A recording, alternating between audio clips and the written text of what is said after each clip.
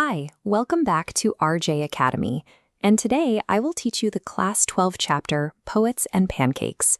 To understand this story, we have to travel back to Chennai in the 1940s, right into the heart of Gemini Studios. If you want to grasp how massive this place was, think of modern juggernauts like Marvel or Sony Pictures.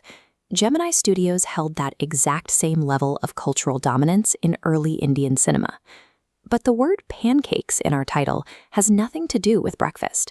Pancake was actually a specific heavy makeup brand that Gemini Studios purchased in massive truckloads. This was the industry standard for glamour. Hollywood icons like Greta Garbo relied on this exact product to achieve their flawless on-screen looks. And the trend crossed oceans. Legendary Indian actresses like Vaijayanti Amala used it constantly to keep up with the global cinematic aesthetic. But here is the catch. The artists at Gemini Studios didn't use pancake makeup to make people beautiful. They had to cake it on so heavily that it turned perfectly decent-looking actors into hideous crimson-hued monsters. They had to overdo the makeup simply so the actors wouldn't look completely washed out under the blindingly harsh indoor studio lights. Long before the government started broadcasting programs about national integration, the Gemini Studios makeup department was already a living melting pot. You had people from all over the country, Maharashtrians, Andrites, local Tamils, and Anglo-Burmese, all working shoulder to shoulder.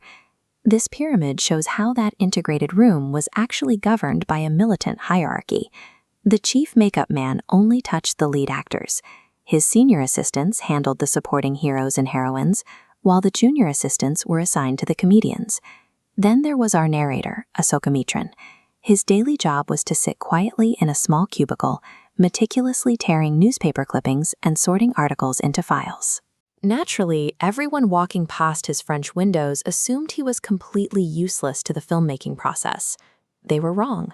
Sitting on the sidelines reading bulk news actually made Asoka Mitran the most well-informed person in the building. Because he was largely ignored, he had a front-row seat to all the brewing human drama inside the studio. Let's look at the absolute bottom rung of that makeup hierarchy, the so-called office boy. The title is a bit deceptive, considering he was actually a 40-year-old man. He didn't get to work on the actors or even the comedians. His specific job was to mix massive vats of makeup, literally stirring it like paint, and physically slap it onto the faces of the crowd extras to hide their open pores during big public scenes. You can imagine his frustration. He firmly believed he possessed a great, unutilized literary genius. He was convinced he was destined to be a star actor, a top-tier director, or a master poet, not a glorified house painter for background extras. And when ambition goes unfulfilled, it often sours. The office boy would barge into Asoka Mitran's cubicle to vent his anger, channeling all of his perceived failures into a burning, obsessive hatred for one highly successful man working in the same building.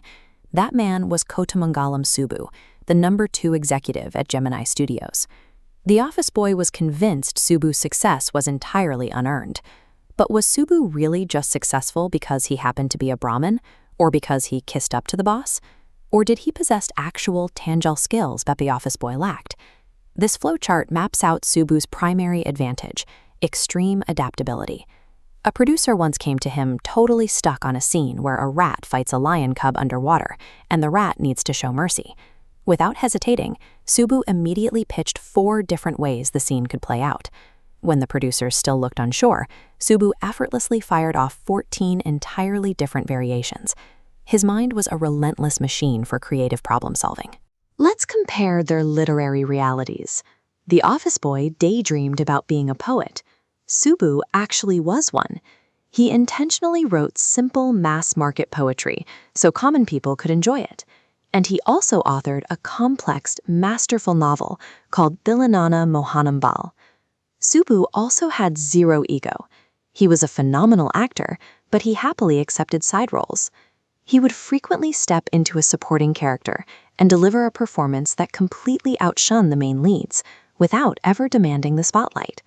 Subbu didn't climb the ranks through an unfair advantage. He succeeded because his cheerful, highly adaptable nature was tailor-made to handle the unpredictable chaos of film production. He was also wildly, improvidently generous. Subu constantly fed, housed, and supported a massive network of acquaintances and total strangers, rarely pausing to worry about his own future wealth. Yet, despite being perpetually cheerful, endlessly creative, and undeniably kind-hearted, Subu was deeply despised by people like the office boy. In a rigid system where people are desperate to climb to the top, true talent and genuine happiness will almost always breed intense resentment from those who feel they deserve more but deliver less. Gemini Studios was a place of strange collisions, where high-minded poets and aspiring intellectuals were physically buried under thick layers of heavy, artificial pancake grease paint. In this environment, the contrast between our two men is clear. Subu thrived because he was a selfless, cheerful doer who could mold himself to any challenge, while the office boy remained trapped in bitterness, a dreamer whose ego kept him from finding his place in the studio machine. But there is a wonderful final irony to all of this. The true, lasting history of Gemini Studios wasn't recorded by the successful Subu. And it certainly wasn't written by the self-proclaimed genius office boy. It was recorded by Ahsoka Mitran, the quiet observer in the corner, the guy everyone assumed was doing completely useless work, tearing up newspapers. Notes of this chapter is in the description. Catch you next time.